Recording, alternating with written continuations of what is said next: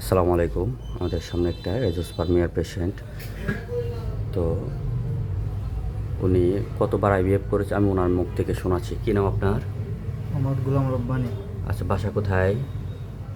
চাটখিরে। বয়স কত? 29। 29। আচ্ছা, আপনি কী সমস্যা নিয়ে আসছিলেন? অ্যাজোস্পার্মিয়া। আচ্ছা, আপনি কতবার আইভিএফ করেছেন? 2বার। দুবার আইভিএফ করার পর রেজাল্ট কী পেয়েছেন?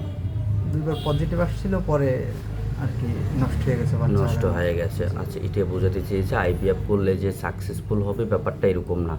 আমার কাছে এরকম রোগী আছে যে আইভিএফ করেছে, সাকসেস রেট নেই, আবার আইভিএফ করেছে সাকসেস রেট আছে, এরকম আছে। কেমন? আচ্ছা, যেটা দেখাতে চেয়েছে ওনার রিপোর্টগুলো একটু দেখাই। এটা বারবারে বলে থাকি, খাজনা থেকে পাজনা বেশি শুরু করলাম ওনার রিপোর্ট।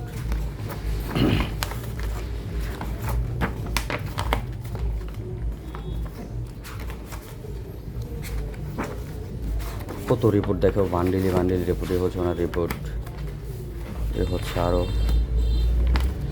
সব একটার ভিতরে আছে।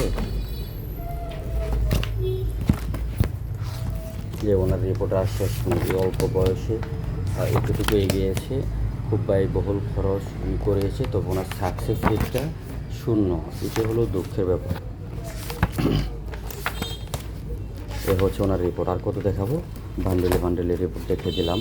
আচ্ছা, তবে দুঃখের ব্যাপার যেটা, সেটা বলতে চেয়েছি, ওনার রোগটা কোথা থেকে সূত্রপাত হচ্ছে। ওনার কিন্তু স্পাম আছে। ডক্টর কি বলেছে?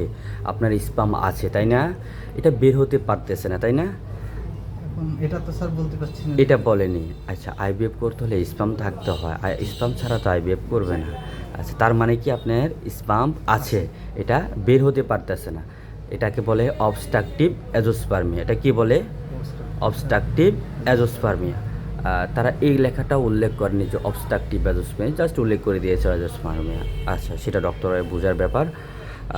আর হচ্ছে যে ওনার যে প্রবলেমটা পেয়েছে আমি অবজারভেশন করে সরাসরি, ওনার ভেরিকোসেলের একটা প্রবলেম আছে।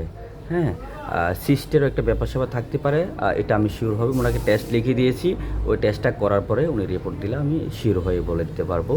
আর হচ্ছে যে উনি এত টেস্ট করিয়েছে, তবে ওনার এখানে একটা আল্ট্রাসাউন্ড করা হয়নি, অন্ডকোষের একটা আল্ট্রাসাউন্ড করা হয়নি, সেটা হলো বড় দুঃখের ব্যাপার।